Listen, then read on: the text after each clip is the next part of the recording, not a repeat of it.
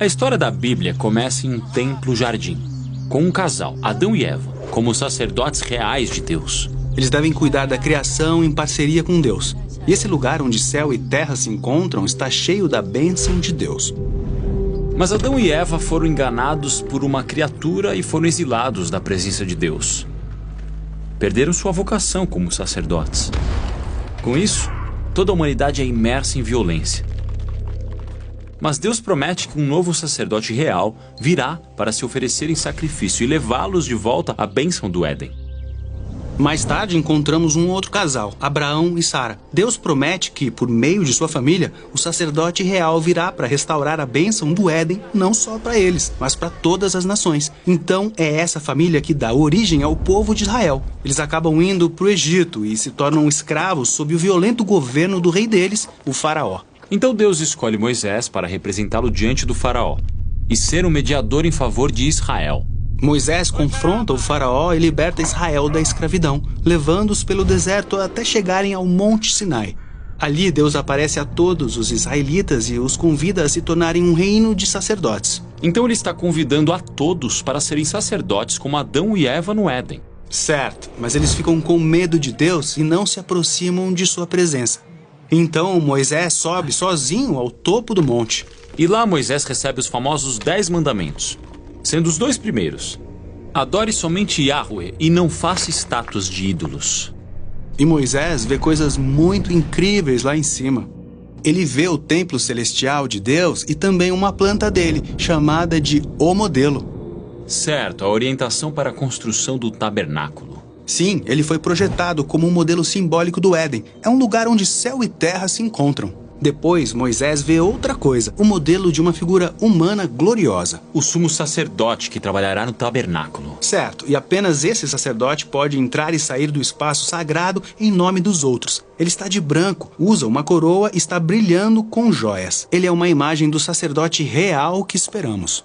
Mas o homem chamado a ser primeiro sumo sacerdote de Israel é o irmão de Moisés, chamado Arão. Enquanto Moisés vê tudo isso, no pé da montanha, Arão está desviando o povo, fazendo uma imagem idólatra de Deus.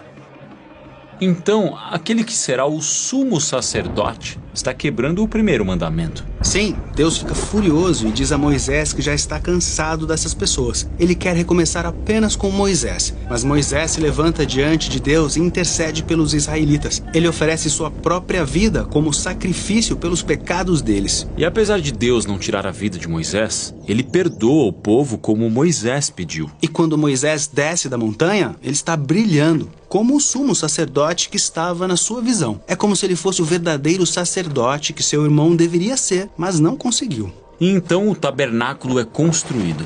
E a família de Arão entra no sacerdócio. Sério?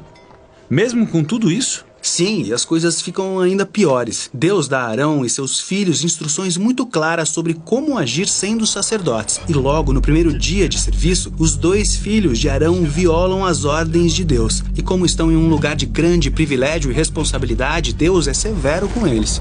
Eles morrem dentro do tabernáculo.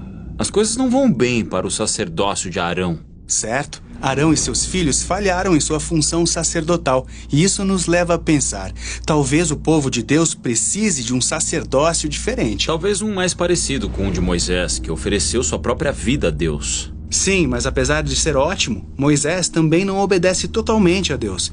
Então ele e Arão morrem fora da terra prometida a Abraão. Então Moisés era apenas uma imagem do tipo de sacerdote que o povo precisava. Certo. Ainda esperamos o sacerdote real definitivo que intercederá como Moisés e oferecerá sua vida pelos erros dos outros. Os israelitas acabam entrando na terra prometida e ali nomeiam um rei e estabelecem um reino. Talvez agora o sacerdote real de Deus chegue. Isso nos leva ao rei Davi e veremos sua história a seguir. Nossa missão no Bible Project é ajudar as pessoas a experimentar a Bíblia como uma história unificada que leva a Jesus. Tudo que produzimos é gratuito, graças a pessoas generosas que se encontram ao redor do mundo, assim como você. Você pode acessar toda a nossa biblioteca de vídeos, conferir todos os nossos recursos e juntar-se a nós em bibleproject.com/português.